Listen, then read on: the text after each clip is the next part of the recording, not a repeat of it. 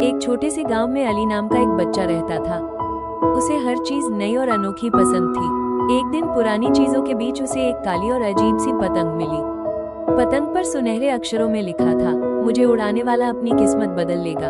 अली ने ये शब्द पढ़कर खुशी खुशी पतंग खरीद ली और सोचा, शायद यह मुझे सबसे अच्छा पतंगबाज बना देगी। जैसे ही अली ने पतंग को आसमान में उड़ाया, अचानक आसमान पर काले बादल छा गए।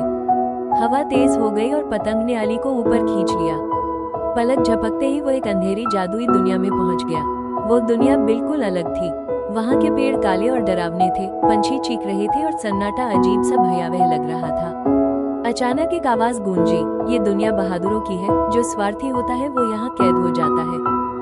अली ने देखा कि कई बच्चे पहले से ही कैद थे, क्योंकि वे सिर्फ अपने लिए जीते थे।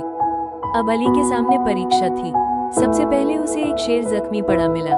अली डर गया, लेकिन उसने हिम्मत दिखाकर अपने कपड़े फाड़कर शेर के घाव पर पट्टी बांध दी। फिर एक अंधेरी गुफा आई, जहाँ एक बच्चा मदद के लिए चिल्ला रहा था। अली ने हिम्मत करके गुफा में जाकर उस बच्चे को बाहर निकाला।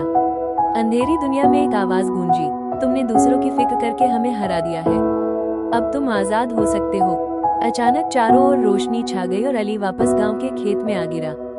उसके हाथ में वही काली पतंग थी, लेकिन अब उस पर लिखा था, याद रखो, पतंग तुम्हें आसमान तक नहीं बल्कि नेकियों तक ले जाती है। अली ने पतंग को ध्यान से देखा और मुस्कुराकर कहा, असल जादू तो दूसरों की मदद करने में है।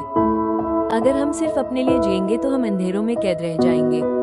दूसरों की मदद करना ही सबसे बड़ी बहादुरी है। जिंदगी का असली जादू नेकी, भलाई में छिपा है।